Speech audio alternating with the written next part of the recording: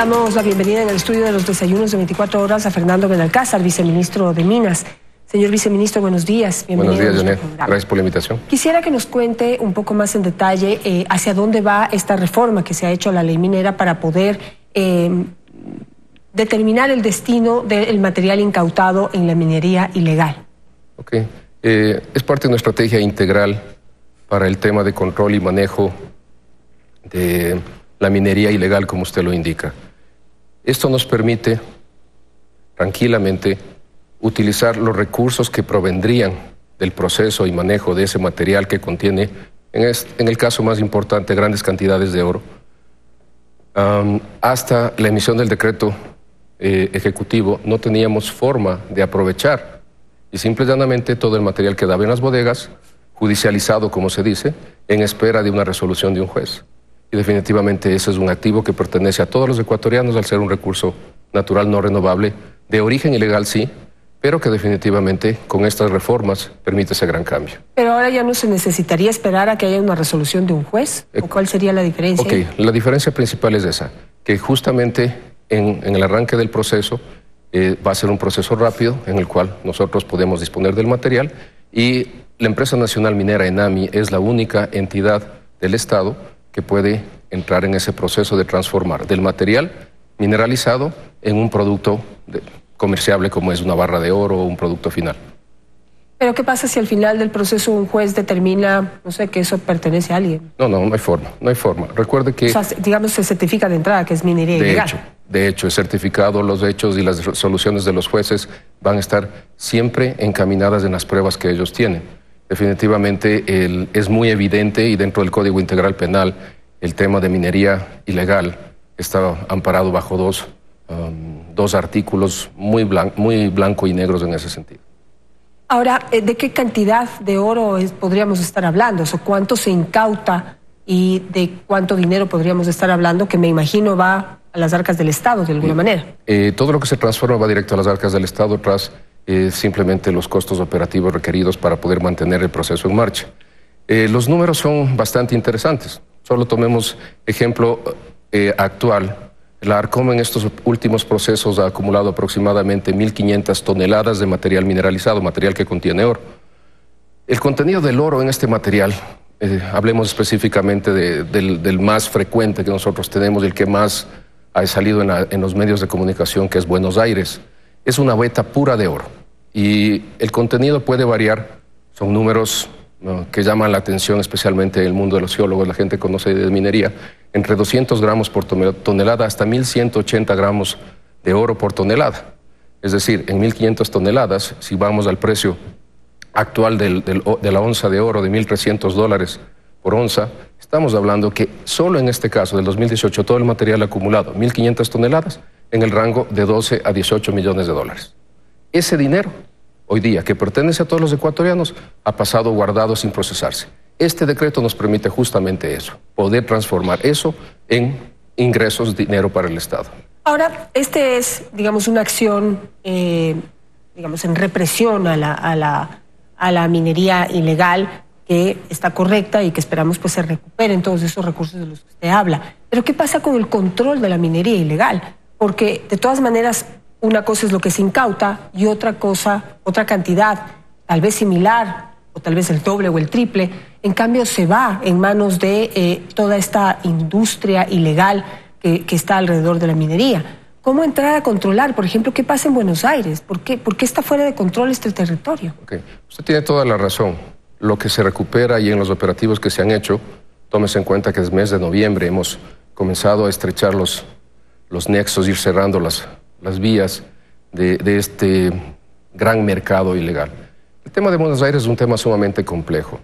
Hay que aprender de los errores del pasado y definitivamente cómo nace Buenos Aires es el resultado de una medida en la cual se cierran actividades mineras en el sur del país.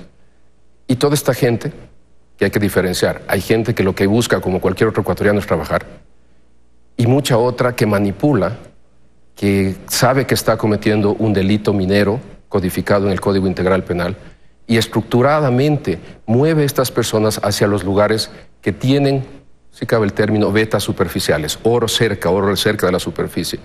Entonces, En Buenos Aires el gobierno está focalizado, tiene un plan estratégico interinstitucional.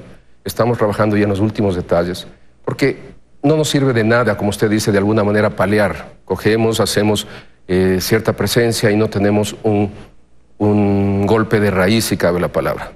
Estamos trabajando en eso, tenemos más de 5 ministerios involucrados y hay que ver en toda la película. Hay que ver que si nosotros damos una alternativa de control total, definitivamente 5 o 7 mil personas que dependen de esa actividad, la mayoría, insisto, simples trabajadores manipulados y que no son ilegales per se, pero que están haciendo una actividad ilegal, deben tener un plan. Y en eso es lo que estamos trabajando, en la parte de consecuencia inmediata de las acciones. Le aseguro que estamos trabajando de una manera consciente y en un plan estructurado. Ahora, no sé qué tanto se pueda, digamos, dilatar la posibilidad de tomar el control de esa zona. ¿Se ha pensado, por ejemplo, en entrar con un control militar? Porque dentro ya no están solamente mineros que están interesados en trabajar, o sea, no están simples trabajadores, no hay gente, digamos, que está aprovechando únicamente el oro en superficie. Ya tenemos ahí organizaciones delincuenciales dedicadas al lavado de dinero, dedicadas al narcotráfico, dedicadas a la explotación sexual, una explotación laboral total, es decir, no les están haciendo ningún favor, haciéndoles esperar con la entrada de la autoridad ahí para poder hacer respetar sus derechos. Tenemos en un documental que tuvimos la oportunidad de ver gente con discapacidad, con absoluta discapacidad, cargando unos, si tenemos las imágenes, si son las que te mandé ayer, no, Sebas, esas después.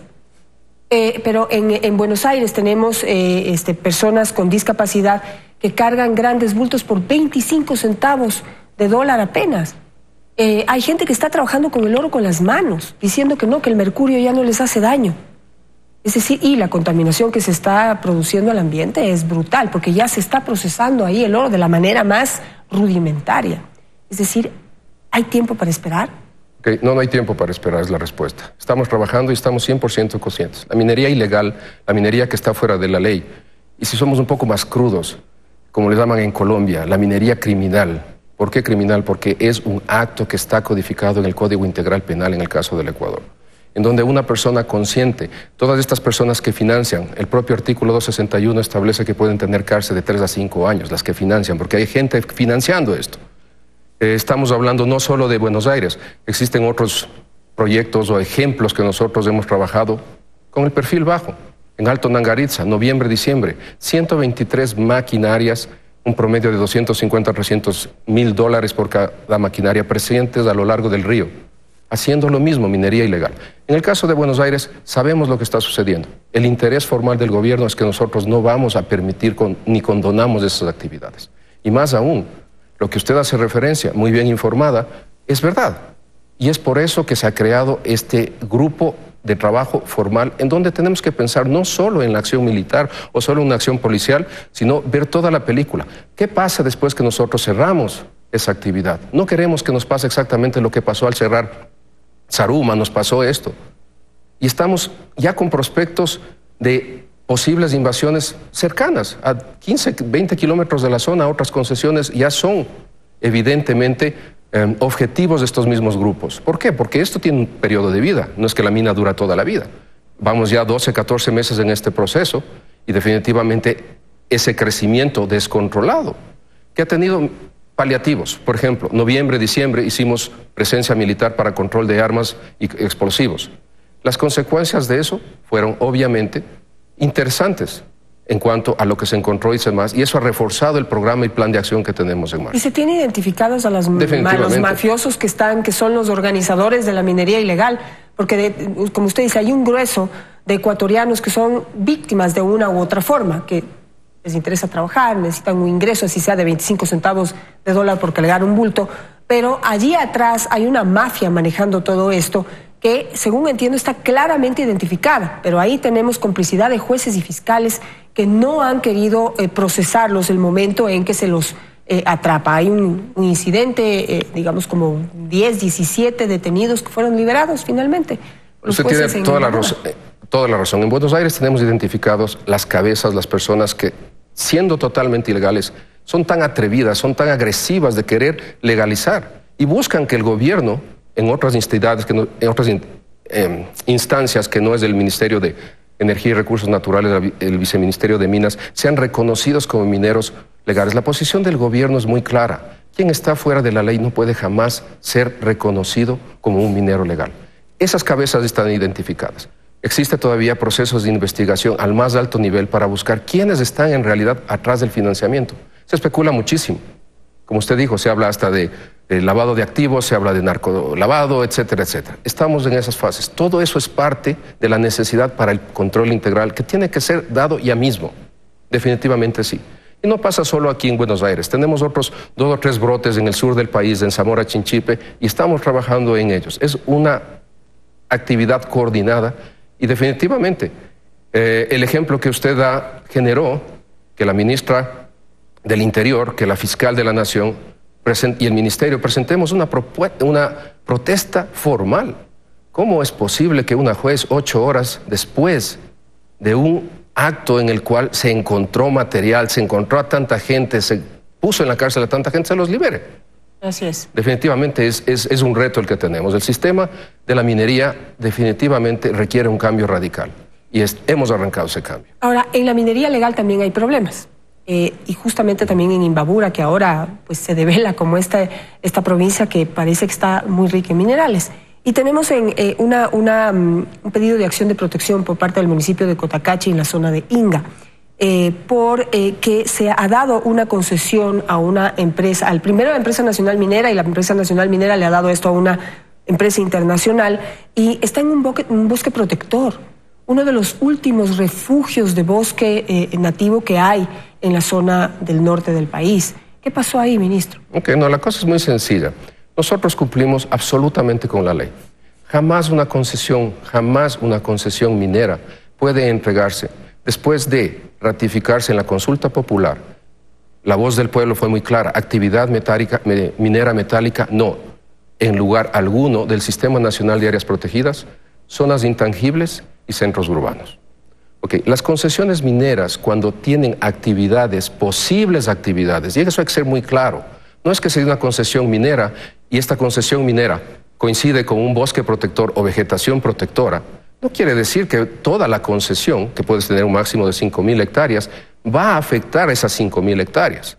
Es un proceso de prospección, de exploración, que generalmente va a minimizar el área de uso. Y si es que esas áreas no tienen ningún interés geológico minero, se devuelven al Estado. Y nuestra posición ha sido siempre que esas áreas no son luego materia de otras concesiones. Pero es importantísimo destacar algo, Janet.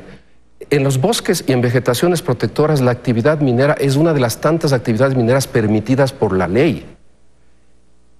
Agricultura, ganadería, pesca, minería son permitidas. Debe haber un plan de manejo formal, un plan de manejo ambiental aprobado por la autoridad competente, el Ministerio del Ambiente. Entonces, nosotros tenemos un bosque protector, que es muy común relativamente tener en áreas de concesiones, sea mineras o petroleras. Con un buen plan de manejo se busca mitigar. ¿Hay un impacto? Sí, sí hay un impacto. Pero la minería de gran escala, la minería que el Ecuador y el país promociona, busca la minería responsable en lo ambiental, lo social y lo económico. Sí. Las imágenes que vemos y que ustedes pasan de esa minería desastrosa, de la minería ilegal o de problemas de ingeniería como lo que vimos en Brasil, son cosas que en la minería actual, definitivamente el Ecuador, a ser un país naciente, los 2 únicos proyectos que van a arrancar en el 2019 manejan ingenierías de diseño totalmente diferentes.